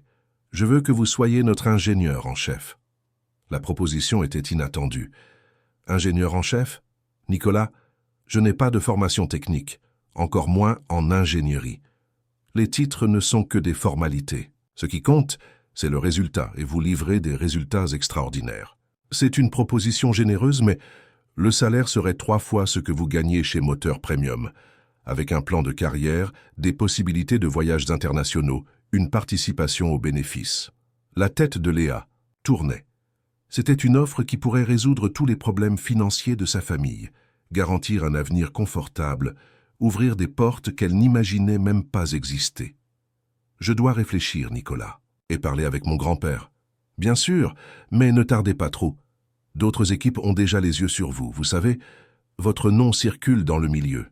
En quittant le hangar, Léa sentait le poids des attentes sur ses épaules. Tant de possibilités, tant de chemins divergents. La proposition de Nicolas, l'avenir chez Moteur Premium, la vente de l'atelier, la santé de son grand-père, tout se mélangeait dans son esprit comme des pièces d'un moteur désaligné. Elle décida de passer chez Moteur Premium avant de rentrer chez elle. Elle devait finaliser quelques rapports et, franchement, gagner du temps pour organiser ses pensées avant d'affronter la conversation inévitable avec Marcel. À sa surprise, elle trouva Étienne dans une conversation animée avec un homme qui lui semblait vaguement familier. En s'approchant, elle le reconnut. C'était le représentant du promoteur immobilier intéressé par le terrain de l'atelier de son grand-père. « Léa !» Étienne semblait déconcerté en la voyant. « Je ne vous attendais pas aujourd'hui. »« Visiblement, » répondit-elle, sentant une vague de suspicion monter. « Que se passe-t-il ici ?» L'homme en costume sourit, embarrassé, et se retira rapidement, murmurant quelque chose à propos de reprendre la conversation plus tard. Étienne ajusta sa cravate, visiblement mal à l'aise. Juste une réunion d'affaires. Avec le même homme qui fait pression sur mon grand-père pour vendre l'atelier, quelle coïncidence intéressante. Étienne soupira profondément. Ce n'est pas ce que vous croyez, Léa. J'étais simplement... Expliquez-moi alors. Parce que ça ressemble à votre implication dans la tentative d'achat du terrain de mon grand-père. Le silence d'Étienne fut une réponse suffisante. Léa ressentit une vague de colère et de trahison. Pourquoi? Qui gagneriez-vous? Moteur Premium s'agrandit, admit-il finalement. Nous avons besoin d'un espace pour une filiale spécialisée dans les véhicules populaires et nationaux. L'emplacement de l'atelier de votre grand-père est stratégique. Alors tout ce temps, m'embaucher et me promouvoir, c'était pour faciliter l'acquisition de l'atelier de mon grand-père. Non, ce n'était pas comme ça. Votre talent est réel, Léa. L'opportunité que je vous ai offerte ici est également réelle. Mais vous n'avez jamais mentionné votre intérêt pour le terrain. Vous n'avez jamais été honnête avec moi ou avec mon grand-père. Étienne passa sa main dans ses cheveux, dans un geste de frustration. Les choses se sont compliquées. Je ne m'attendais pas à tant m'attacher à vous, à votre travail. Vous êtes devenue vraiment précieuse pour Moteur Premium. Précieuse comme employée ou comme facilitatrice pour vos projets immobiliers. L'absence de réponse immédiate disait tout. Léa sentit son estomac se nouer. Une fois de plus, elle était utilisée, manipulée par des intérêts qui n'étaient pas les siens. « C'est fini, Étienne. Je ne travaillerai plus ici. »« Léa, s'il vous plaît, discutons. Il y a plus dans cette histoire que vous ne l'imaginez. » « Quelle partie est-ce que je ne saisis pas? La partie où vous et mon grand-père avez un passé compliqué? Ou la partie où vous utilisez cela pour une sorte de vengeance élaborée? » Étienne pâlit. « Il vous a parlé de notre passé? Suffisamment pour savoir que vous l'avez déjà trahi une fois, et apparemment vous êtes prêt à le faire. À nouveau. » Sur ces mots, Léa tourna les talons et sortit rapidement, ignorant les appels d'Étienne. Son monde, qui vacillait déjà, semblait maintenant s'effondrer complètement. Toutes les personnes en qui elle avait commencé à avoir confiance avaient des agendas cachés, des intérêts personnels qui reléguaient au second plan. Alors qu'elle conduisait vers la maison, une certitude se cristallisait dans son esprit. Elle devait prendre les rênes de son propre destin. Elle ne pouvait plus se laisser emporter par les courants des ambitions des autres. Il était temps, comme l'avait dit son grand-père, de prendre la barre. Le soleil ne s'était pas encore levé lorsque Léa se leva ce matin décisif. Elle se déplaça silencieusement dans la petite maison attenante à l'atelier, laissant Marcel dormir. Le repos était essentiel à sa récupération. Dans la cuisine improvisée, elle prépara un café fort et s'assit à la table usée avec un cahier ouvert devant elle. Durand. La nuit d'insomnie, une idée avait pris forme dans son esprit. Ce n'était pas seulement un plan, mais une vision, quelque chose qui combinait tout ce qu'elle avait appris ces dernières semaines avec l'héritage que son grand-père avait construit. Maintenant, à la faible lumière de la lampe de cuisine, elle organisait ses pensées, dessinait des schémas, faisait des calculs. Debout sitôt, la voix de Marcel la surprit. Le vieux mécanicien était à la porte, semblant plus reposé que les jours précédents. « J'ai eu une idée, papy, une idée qui pourrait tout changer. » Marcel se servit un café et s'assit à côté de sa petite fille. « Je t'écoute. » Pendant près d'une heure, Léa expliqua sa vision. Transformer le garage Martin en un centre de formation technique pour les jeunes des quartiers défavorisés, combinant la mécanique traditionnelle que Marcel maîtrisait avec les technologies avancées qu'elle avait découvertes chez Moteur Premium. Ils utiliseraient son talent, maintenant reconnu publiquement, comme un aimant pour attirer des partenaires, des investisseurs et des étudiants. Au lieu de simplement réparer des voitures, nous formerions la prochaine génération de mécaniciens et de techniciens, expliqua-t-elle, les yeux brillants d'enthousiasme. Nous pourrions offrir des cours, des ateliers, du mentorat, des jeunes qui, comme moi, ont du talent, mais n'ont pas accès à l'éducation formelle. Marcel écoutait attentivement, son visage un mélange de surprise et d'admiration. C'est une belle idée, petite, mais nous aurions besoin d'argent, de structure, des choses que nous n'avons pas. J'y ai déjà pensé. Léa feuilleta son cahier jusqu'à une page avec des calculs. D'abord, il y a la proposition de l'équipe NL Racing. Nicolas m'a offert un poste permanent comme ingénieur en chef, avec un salaire qui résoudrait nos dettes en quelques mois. Et tu accepterais de travailler avec lui à temps plein? Non, je contre-proposerais un arrangement différent. Consultation technique quelques fois par mois, gardant mon indépendance pour développer ce projet. Léa fit une pause. De plus, la conférence à l'IUT peut être une plateforme pour présenter l'idée, attirer des soutiens. Marcel secoua la tête impressionné. Tu as pensé à tout. Pas à tout, il reste un problème. Étienne. La mention du nom fit durcir l'expression de Marcel. Qu'en est-il? Léa raconta sa découverte chez Moteur Premium, l'implication d'Étienne avec le promoteur immobilier, intéressé par le terrain de l'atelier. Marcel écouta sans manifester de surprise. Typique de lui, toujours à jouer sur plusieurs tableaux à la fois. Mais il y a quelque chose que je ne comprends pas, papy. Quelle est l'histoire complète entre vous deux? J'ai l'impression qu'il y a plus qu'une simple dispute professionnelle. Marcel soupira profondément, comme s'il cédait enfin à une vérité longtemps évitée. Étienne était plus que mon apprenti, Léa. Il était comme un fils pour moi. La révélation prit Léa par surprise. Comment ça? Je l'ai trouvé quand il avait à peine 17 ans, vivant dans la rue après avoir fui un foyer abusif. Je lui ai offert du travail, un toit, de la nourriture. Je lui ai enseigné tout ce que je savais sur la mécanique. Pendant près de 10 ans, il a fait partie de ma famille. Et puis, il a trahi ta confiance, emmenant des clients et un associé. Oui, mais ce n'était pas si simple. Marcel fixa sa tasse de café comme s'il pouvait y voir le passé. J'ai aussi commis des erreurs. J'étais un homme différent à l'époque, têtu, orgueilleux, résistant au changement. Étienne voulait moderniser l'atelier, l'agrandir, s'occuper de voitures importées. J'ai refusé. Nous avons eu une violente dispute. Nous avons dit des choses que nous regrettons. Alors ce n'était pas seulement de l'ambition de sa part, l'ambition a toujours été là, mais il y avait aussi de la vision, quelque chose qui me manquait. Ce qui m'a le plus blessé, ce n'est pas qu'il soit parti, c'est comment il est parti, sans dire au revoir, emportant la moitié de l'entreprise avec lui. Et vous n'avez jamais parlé depuis? Stupide orgueil de 2 hommes têtus, Marcel. Sourit tristement. Et maintenant, 30 ans plus tard, nous sommes dans cette impasse. Il veut le terrain de l'atelier, et j'ai besoin de vendre pour payer des dettes. Léa réfléchit quelques instants. Et s'il y avait une troisième option? Une qui n'implique ni vendre à Étienne, ni lutter seul? Quelle option serait-ce? Un partenariat. Pas avec moteur premium, mais avec Étienne personnellement. Il a des ressources, des connexions, des connaissances en affaires. Nous avons une histoire, une identité, un but. Marcel semblait sceptique. Après tout, tu penses qu'il accepterait un partenariat? Je ne sais pas, mais je pense que ça vaut la peine d'essayer. Léa se leva, déterminée. Je dois aller à la compétition au circuit Paul Ricard aujourd'hui. Après cela, nous parlerons à Étienne. Le circuit Paul Ricard vibrait avec l'énergie des compétitions amateurs. L'événement, bien que plus petit que les grandes courses professionnelles, attirait des enthousiastes, des sponsors et des talents émergents du sport automobile français.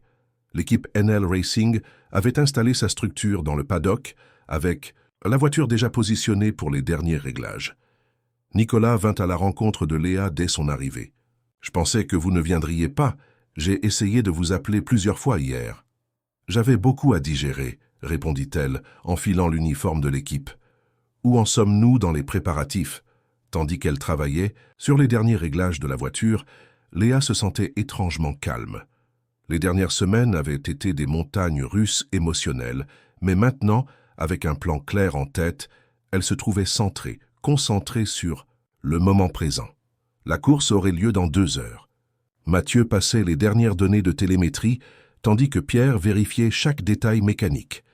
Nicolas, déjà vêtu de sa combinaison de pilote, semblait nerveux.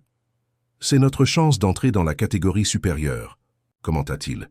« Si nous obtenons un bon résultat aujourd'hui, les sponsors vont remarquer. » Léa acquiesça, mais son esprit était déjà au-delà de cette course. Elle avait pris une décision concernant son avenir, et bien qu'elle doive encore la communiquer à Nicolas, elle savait que c'était la bonne voie. « Tout est prêt ?» demanda Mathieu, s'approchant avec sa tablette pleine de données. « Presque. Je dois vérifier une dernière chose dans le système d'injection. » Alors qu'elle se penchait sur le moteur, Léa remarqua une irrégularité subtile, quelque chose qui passerait inaperçue pour la plupart des mécaniciens, mais qui pourrait faire la différence dans les moments critiques de la course. « Nicolas, venez ici », appela-t-elle. « Écoutez ça. » Le pilote s'approcha et se pencha sur le moteur. « En marche. Que dois-je chercher ?»« Vous entendez cette petite variation quand vous accélérez au-delà de 8000 trémines. C'est comme si le moteur hésitait pendant une fraction de seconde. » Nicolas se concentra, mais secoua la tête. « Je n'arrive pas à le percevoir. »« Faites-moi confiance. Ça peut faire la différence entre gagner une position ou perdre du temps dans les lignes droites. » Pendant l'heure suivante, Léa travailla méticuleusement pour corriger le problème. Quand elle termina, le moteur sonnait parfaitement synchronisé, comme un orchestre accordé. « Incroyable », murmura Pierre, qui observait de près. « Vous entendez vraiment des choses que personne d'autre ne peut. » À mesure que l'heure de la course approchait, la tension augmentait. Nicolas fit les derniers préparatifs, tandis que l'équipe prenait ses positions. Du coin des stands, Léa remarqua une silhouette familière, Étienne Dubois, observant discrètement. Leurs regards se croisèrent brièvement, mais tous deux, elles tournèrent les yeux sans signaler de reconnaissance. La course commença intensément, avec Nicolas se maintenant parmi les 5 premiers dans les tours initiaux. La stratégie de l'équipe était conservatrice, préserver la voiture au début et attaquer dans la seconde moitié de l'épreuve. Au centre de commandement, Léa surveillait chaque donnée, chaque son transmis par radio.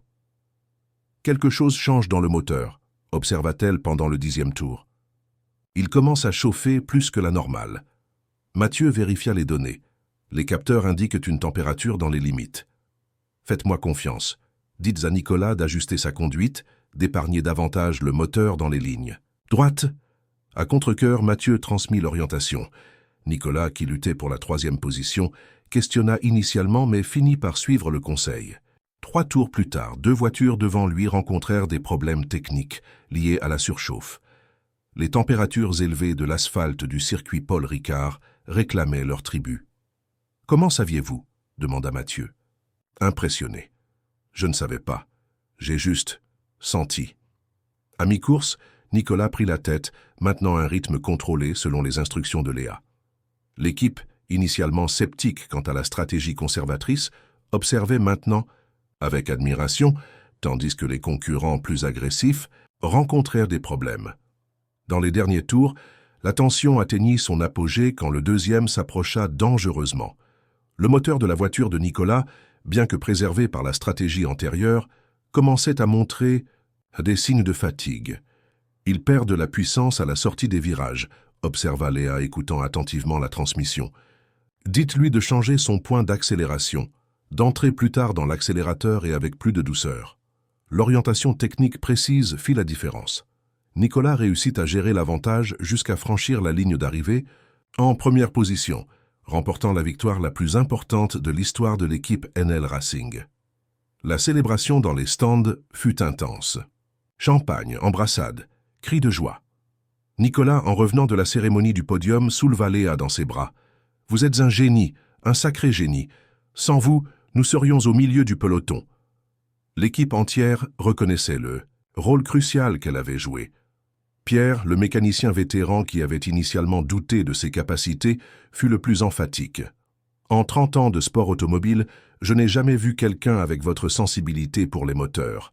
Vous ne lisez pas les données, vous conversez avec les machines. » Au milieu de la célébration, Léa remarqua qu'Étienne était toujours présent, observant à distance. Prenant une décision soudaine, elle s'excusa auprès de l'équipe et se dirigea vers lui. « Je ne m'attendais pas à vous voir ici, » commenta-t-elle. Étienne haussa les épaules. « J'ai quelques clients qui participent à ces compétitions. Je suis venu les soutenir et observer la concurrence. » Un sourire subtil apparut sur ses lèvres. « Peut-être. Vous avez été exceptionnel aujourd'hui. » « Merci. » Léa hésita. « Un moment. Étienne, nous devons parler. Pas du passé, mais de l'avenir. Mon grand-père et moi avons une proposition pour vous. » La surprise était visible sur son visage. Quel genre de proposition? Une qui peut nous bénéficier à tous. Pourriez-vous nous rencontrer demain à l'atelier, à 10 heures? Étienne l'étudia quelques instants, comme s'il essayait de déchiffrer ses intentions. J'y serai. Quand Étienne s'éloigna, Nicolas s'approcha de Léa, encore exultant de la victoire. « De quoi parliez-vous ?»« De possibilités, » répondit-elle énigmatiquement. « Nicolas, nous devons aussi parler de votre proposition. » Son sourire hésita. « Vous n'allez pas accepter, n'est-ce pas? Pas dans les termes originaux, mais j'ai une contre-proposition qui pourrait vous intéresser. » Le lendemain matin, le petit garage Martin était exceptionnellement propre et organisé. Marcel, bien qu'il doive encore éviter les efforts, avait supervisé le rangement. Déterminé à recevoir Étienne dans un environnement digne, Léa remarqua que, malgré les vieilles rancœurs, il y avait une anxiété presque palpable chez son grand-père, comme si une partie de lui aspirait à cette réconciliation depuis des décennies. Ponctuellement à 10 heures, la voiture luxueuse d'Étienne se gara devant l'atelier. Il descendit portant des vêtements plus décontractés que d'habitude, gants de marque et chemise sans cravate, comme s'il tentait de réduire la disparité entre les mondes qu'il représentait. « Marcel », salua-t-il formellement, tendant la main. Le vieux mécanicien hésita un moment avant de l'accepter. « Étienne, ça fait longtemps. » 32 ans, pour être exact. Le poids de ces 3 décennies plana entre eux comme un brouillard épais. Léa indiqua la petite table, dans le coin de l'atelier, où elle avait préparé café et eau. « Merci d'être venu, » commença-t-elle une fois tous assis. « Comme vous le savez, nous envisageons l'offre du promoteur immobilier pour le terrain. » Étienne acquiesça. « Et comme vous l'avez découvert, j'ai un intérêt personnel dans cette affaire. Ce que vous ne savez peut-être pas, c'est que nous avons une vision différente pour cet endroit. » Léa ouvrit son cahier de notes. « Nous voulons transformer le garage Martin en un centre de formation technique pour les jeunes des quartiers défavorisés. » Pendant la demi-heure suivante, Léa présenta son plan en détail. La combinaison de techniques traditionnelles avec des technologies modernes, l'accent mis sur les talents naturels sans accès à l'éducation formelle, le potentiel de partenariat avec des entreprises et des institutions d'enseignement. Étienne écouta attentivement, prenant occasionnellement des notes. Quand elle termina, un silence réfléchi s'empara de l'environnement. « C'est un projet ambitieux, » commenta-t-il finalement, « mais j'y vois du potentiel. Le problème reste le financement initial et la durabilité à long terme. C'est là qu'intervient notre proposition, » intervint Marcel, surprenant tant Léa qu'Étienne par son initiative. « Nous voulons que vous soyez notre partenaire dans cette entreprise. » Étienne haussa les sourcils. « Partenaire, après tout ?»« Précisément à cause de tout, » répondit Marcel. Vous et moi, Étienne, sommes deux faces de la même pièce. Je représente la tradition, le savoir transmis de main en main à travers les générations. Vous représentez l'innovation, la capacité de transformer le savoir en affaires prospères. Ensemble, nous pourrions offrir quelque chose d'unique. La sincérité dans les paroles du vieux mécanicien sembla toucher Étienne profondément.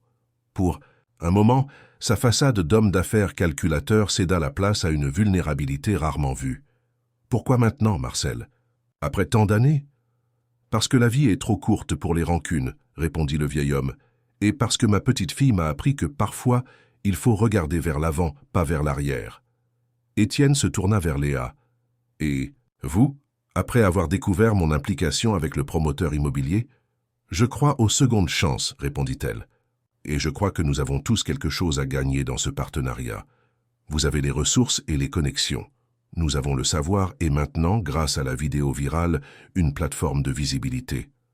Étienne se leva et marcha, lentement dans l'atelier, touchant d'anciens outils, observant l'espace avec un regard neuf.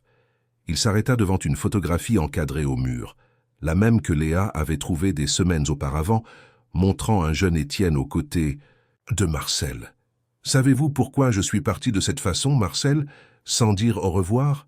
Le vieux mécanicien secoua la tête. « Parce que je n'aurais pas pu vous regarder dans les yeux et dire que je partais. Vous avez été plus un père pour moi que l'homme qui m'a engendré. » Étienne fit une pause. « Quand j'ai commencé moteur Premium, je me suis convaincu que je suivais simplement mon chemin, faisant ce qui était le mieux pour ma carrière. Mais au fond, j'ai toujours su que j'avais trahi votre confiance. Nous avons tous deux commis des erreurs, admit Marcel. Je n'ai pas su écouter vos idées non plus. Je n'ai pas vu que le monde changeait. Et maintenant, 30 ans plus tard, votre petite fille propose que nous unissions nos forces. » Étienne sourit, revenant à la table. « L'ironie ne m'échappe pas. Alors, qu'en dites-vous » demanda Léa. « Ce serait un partenariat technique et financier. Vous investiriez une somme moindre que pour l'achat du terrain, mais auriez une participation dans le centre de formation. Et Moteur Premium pourrait être l'une des entreprises partenaires, offrant des stages, des équipements, du savoir-faire. Les meilleurs élèves pourraient être dirigés pour y travailler. » Étienne réfléchit quelques instants. « J'ai une condition, dit-il finalement. Je veux que vous, Léa, continuiez à faire de la consultation technique pour Moteur Premium, au moins une fois par semaine. Votre talent est unique, et mes clients se sont déjà habitués à votre niveau d'excellence. J'accepte, tant que j'ai la flexibilité pour gérer les autres engagements. » « Comme l'équipe de course ?» questionna Étienne avec un sourire complice. « Oui, j'ai parlé avec Nicolas hier, il a accepté ma contre-proposition. Je serai consultante technique de l'équipe, pas employée à temps plein, et ils seront l'un des premiers partenaires du centre de formation offrant des opportunités aux jeunes talents. » Marcel, qui observait la négociation avec une fierté évidente, tendit la main à Étienne. « Alors, avons-nous un accord ?» L'homme d'affaires hésita à peine une seconde avant de la serrer fermement. « Nous avons un accord. Et peut-être un nouveau départ. » 6 mois plus tard, le centre de formation technique Martin ouvrit officiellement ses portes. Le petit hangar avait été rénové et agrandi, conservant des éléments de l'atelier original, y compris les vieux outils de Marcel, maintenant fièrement exposés dans des vitrines spéciales. La cérémonie d'inauguration attira l'attention des médias locaux et même de quelques médias nationaux. La fille qui écoutait les moteurs, comme Léa était encore connue, était devenue un symbole de talent intuitif et de détermination. Cet endroit représente l'union entre tradition et innovation, discourut-elle devant le public diversifié, qui incluait aussi bien des jeunes des quartiers défavorisés que des hommes d'affaires du secteur automobile. Nous croyons qu'il existe de nombreux talents cachés dans des garages improvisés, des ateliers de fond de cours, attendant simplement une opportunité pour s'épanouir. Au premier rang, Marcel et Étienne étaient assis côte à côte, 2 vétérans qui avaient surmonté des décennies de ressentiment pour construire quelque chose de plus grand que leurs différences. Sophie, maintenant coordinatrice administrative du centre, souriait fièrement. À ses côtés, Thomas, qui avait quitté Moteur Premium pour devenir instructeur technique, applaudissait avec enthousiasme. Nicolas Lefebvre, dont l'équipe avait remporté le championnat amateur grâce au conseil technique de Léa, annonça la création de 2 bourses annuelles pour que de jeunes talents se développent dans le sport automobile.